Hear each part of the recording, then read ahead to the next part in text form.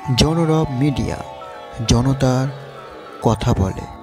নমস্কার, জনরব মিডিয়া থেকে শুক্লা গাঙ্গুলি।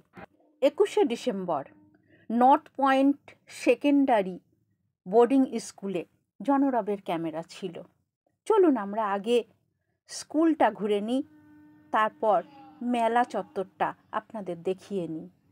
অনেক কিছু কার্নিভালে এসেছিল, নানা রকম খাবার দাবার, পোশাক আশাক, ঘর সাজানোর জিনিস, আরও কত কী।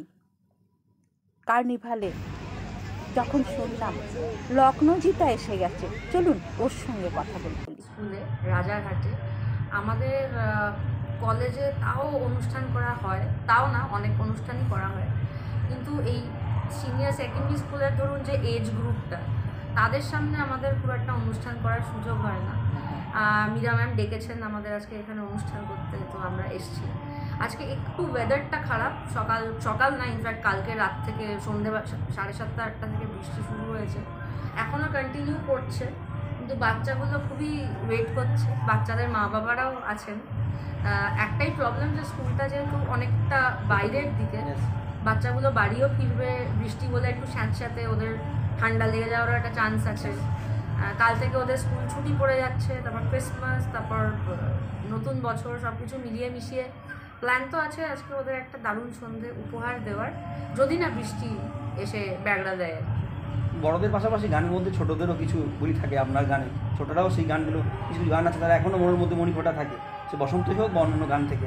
আজকে মূলত ক্রিসমাস উপলক্ষে যে অনুষ্ঠানটি রয়েছে, একটু পরে পারফর্মও করতে যাবেন, কি বলবেন স্কুলের বাচ্চাদের, ছোটরা রয়েছে গভীর আগ্রহী আপনার জন্য গান? আমি যেহেতু আমার মূলত ব্যাকগ্রাউন্ডটা প্লেব্যাক, আমি ছবির জন্য গান করি, সেহেতু আমি খুব একটা ছোটদের ছবিও যেহেতু হয় না, তাই আমি ছোটদের গান তো খুব একটা গাইনি।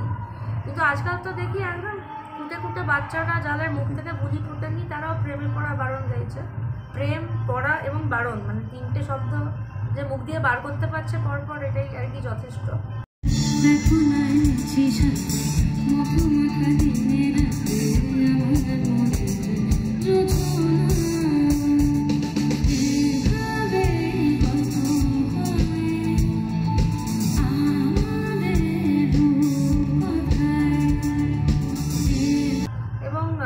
আমার প্রচুর বড়দের গান আর কি বাচ্চারা ভালোই গায়, যেমন বসন্ত এসে গেছে অনেক বাচ্চারা গায়, কিন্তু সেটাও এসেনশিয়ালি ছোটদের গান নয়। এবং আমার প্রচুর হিট গান প্রচুর বাচ্চারা গায়, আমার মনে হয় না বাচ্চাগুলো সেগুলোর কথাগুলো বুঝতে পারে। কিন্তু আমি যখন বাচ্চা ছিলাম, আমিও তখন মান্নাদের প্রচুর হিট গান গাইতাম, কিন্তু আমিও তখন মান্নাদের সুর না সাজে ক্যা গাউন, হ্যাঁ, আমি এই গানটা ছোটোবেলায় গাইতাম, কিন্তু তখন তো আমি গানটার মানে বুঝতে পারতাম না। কিন্তু আমার মনে হয় গান এমন একটা জিনিস যেটা মানে গান বলে না, মানে যে কোনো জিনিস আমাদের যখন খুব ভালো লেগে যায়, ধরুন আমি তো খেলা দেখি না, কিন্তু মেসি যখন এদিক থেকে ওদিকে গোল করতে যায়, ওটা দেখতে ভালো লাগে, ওটা দেখার জন্য ফুটবল খেলা জানতে হয় না। মানে আমার বাবা বা বর যখন ফুটবল দেখে, আমি যখন পাশে বসে দেখি ক্রিস্টিয়ানো রোনাল্ডো ড্রিবল করতে করতে একটা বল নিয়ে যাচ্ছে, আমি হয়তো পজিশনগুলোর নাম জানি না, যেরকম আমার বাবা আর বর জানে, কিন্তু আমি এটা বুঝতে পারি যে এটা একটা ওয়ার্ক অফ আর্ট, যেটা আমি দেখতে পাচ্ছি টিভিতে। তো আমার মনে হয় গান বাজনাও সেটা। এবং আমার মনে হয় যে লিরিসিস্টটা শুনলে একটু রাগ করতে পারেন, আমার প্রচুর বন্ধুবান্ধব এখন খুবই নাম করা লিরিসিস্ট, কিন্তু আমার তাও মনে হয় যে বাচ্চাদের মনে না, গানের যেটা প্রথম অ্যাট্রাক্ট করে বাচ্চাদের, সেটা হচ্ছে সুর, এবং তারা অনেক পরে গিয়ে আস্তে আস্তে কথার সাথে রিলেট করে। যেমন এক্সাম্পল দিতে পারি, আমরা বাঙালি বাড়িতে আমরা তো প্রায় প্রত্যেকেই, সে বড় হয়ে গান গাইবো কি না গাইবো সেটা ভেবে তো মা বাবা দেন না, কিন্তু বাঙালি বাড়িতে 4-5 বছর বয়সের মধ্যে লোককে রবীন্দ্রসঙ্গীত পাঠাতে হয়। রবীন্দ্রনাথ কি 4-5 বছর বয়সে বোঝা যায় না, কিন্তু তার মানে কিন্তু এই নয় যে রবীন্দ্রসঙ্গীতগুলো আমাদের বোরিং লাগতেছে। আমি প্রাণ ভরিয়ে তৃষা হরিয়ে মোরে আরও আরও আরও দাও প্রাণ, এটা আমার ওয়ান অফ দ্য ফার্স্ট শেখা রবীন্দ্রসঙ্গীতের মধ্যে ছিল। আমি গাইতেও এনজয় করতাম, কিন্তু আজকে 33-এ দাঁড়িয়ে মোরে আরও আরও আরও দাও প্রাণ, সেই প্রাণটা কত ধরন হতে পারে, কিভাবে আসতে পারে, সেটার যে নুয়ান্সেসগুলো আমি বুঝতে পারি, সেটা আমি সেই সময় বুঝতে পারি। আজকেও আমি আশা করি না যে এখানে যে বাচ্চা কাচ্চাগুলো আছে তারা আমার প্রত্যেকটা গানের প্রত্যেকটা শব্দ বুঝতে পারবে, কিন্তু আমি ওভারঅল ওদের যদি একটা খুব ওভারওয়েলমিং একটা পারফরমেন্স দিতে পারি, আমার মনে হয় তাহলে ওরা মনে রাখবে। নতুন বছরের কি পাওনা থাকছে? নতুন বছরে দেখুন কাজের পাওনা তো নানান রকম থাকে, জীবন যতদিন থাকবে কাজ ততদিন থাকবে বলেই আমার বিশ্বাস।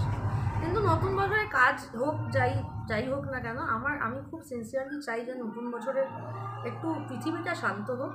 কিছুদিন আগে আমাদের আরজিকর ঘটলো, এখন বাংলাদেশে যা চলছে, শুধু বাংলাদেশ না, প্যালেস্টাইন, হ্যান ত্যান, মানে সারা পৃথিবী জুড়ে।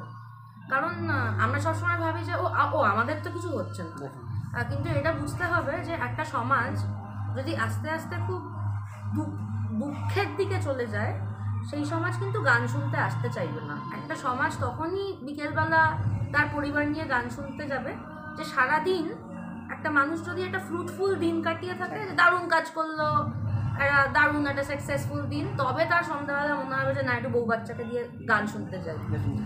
একজন মানুষ যদি একটা পরাজিত সৈনিকের মতো বাড়ি ফেরে, তার আর সন্ধ্যাবেলা মনে হবে না যে আমি আবার সেরে বুঝে গান শুনতে যাই। তো আমরা যদি খুব স্বার্থপরভাবেও ভাবি, আমাদের কাজটা চালিয়ে নেওয়ার জন্য কিন্তু পৃথিবীকে একটু শান্ত হতে হবে।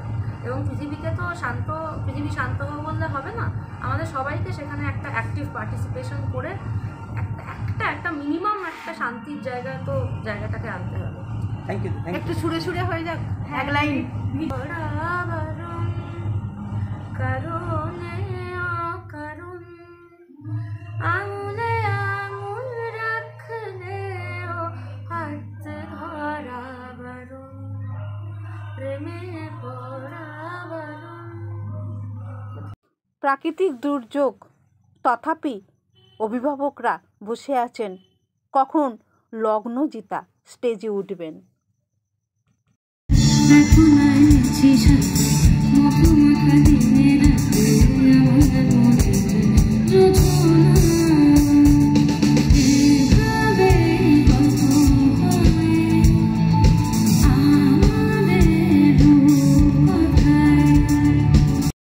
দিদিমণিদের সঙ্গে একটু ছবি তোলা,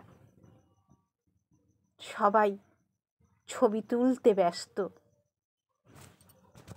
রাঠোরজিকে স্বাগত জানাতে প্রিন্সিপাল নিজেই এগিয়ে এলেন। বিনোদ রাঠোর সংবাদ মাধ্যমকে কি বললেন, চলুন আমরা সেদিকে চোখ রাখি। कई बार मैं आजकल बॉम्बे जाता हूँ, कोलकाता में शो कंटिन्यू चालू है। दुर्गा पूजा हो, काली पूजा हो, जगदात्री पूजा हो, अभी आपकी क्रिसमस आ गई है, 31 आ गई है, लगभग 12 और 15 जनवरी में यहाँ पर ही हूँ कलकत्ता में। और कलकत्ता मुझे वैसे ही रास आता है बचपन से ही, तो आज बहुत अच्छा लग रहा है कि मेरे भाई मतलब मेरे दोस्त श्री संजीव राठौर जी का प्रोग्राम है और हम लोग आए हैं इस वक्त north point senior secondary boarding school का प्रोग्राम है, कार्निवल फेस्टिवल है। पेरेंट्स के साथ साथ उनके बच्चे भी हैं, तो एक अलग सा कार्यक्रम है, very different type of mood. थोड़ा बारिश ने मुझे परेशान किया है, लेकिन ठीक है, शायद मेघराजा और भी चाहते हैं कि इसी तरह से हम लोग मूड में रहे सारे के सारे। कुछ रोमांटिक गाने, कुछ बारिश के गाने भी संजीदा बोलेगी तो मैं डेफिनेटली गाना चाहूँगा। स्कूल में जब आप आते हैं तो स्कूल की याद आती है? अभी मैंने पहली स्टैंडर्ड में हूँ, मैं फर्स्ट स्टैंडर्ड में, और मुझे प्रिंसिपल के रूम में ही हूँ, तो मुझे लकीली मतलब इतना प्यार मिल रहा है कोलकाता में, इसीलिए मैंने अभी पढ़ाई शुरू की है।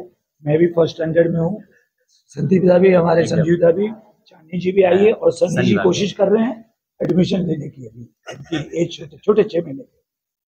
It's fantastic. कोलकाता ऑलवेज बहुत गर्म वार्म। मैडम ने पूछा मुझे कि ठंडी कैसे लग रही है, मैं बोला ठंडी नहीं, मुझे पसीना होता है, and that's why I love Kolkata, love to perform in Kolkata for my audience, क्योंकि जो गाने हिट हुए वो हो गया, दैट इज हिस्ट्री। अब जो होने वाला है फोर्थ कमिंग, जिसकी मैं बात कर रहा हूँ 2025, lots of surprises for Kolkata and lots of surprises for all my friends all over the world. বাংলায় কিছু একটু বলে দিন। बांग्ला আমি তোমাকে ভালোবাসি, मैं बचपन से यही बोलते आया हूँ, लेकिन मैं ये कहना चाहूँगा कि 6 या 8 गाने रविंद्र संगीत के आप लोग विनोद राठौर के मुंह से सुनेंगे, और विनोद जी को आपने देखा है बाजीगर में, उसके बाद जनवरी में विनोद राठौर दिखाई भी देंगे, सुनाई भी देंगे, ये मेरा आपसे प्रॉमिस है। एंड अभी ज़्यादा बात नहीं करूँगा, संजीदा 2 शब्द आप कहेंगे तो बहुत अच्छा। और आज हमारे बिग ब्रदर विनोद राठौर जी आज हमारे इस शानदार स्कूल में प्रोग्राम करने के लिए आए हैं और आप सब ये दुआएं दें, मोहब्बत दें, आशीर्वाद दें कि आज ये बारिश भी थम जाए और अपना शो पूरा जम जाए। जबकि जहाँ पर विनोद राठौर साहब होते हैं वो तो एकदम हर हर शंभू हर हर बम बम भोले के आशीर्वाद से अपना शो है सुपर से भी ऊपर हो जाता है। धन्यवाद আপনাদের সকলকে।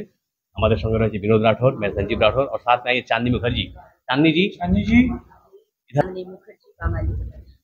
তো খুব ভালো লাগছে এখানে আসতে পেরে, বিনোদের সঙ্গে গান গাওয়ার সুযোগ আবার পেয়েছি। তো ডেফিনেটলি আমার চেষ্টা থাকবে আরো ভালো করে যাতে শোটা আছে।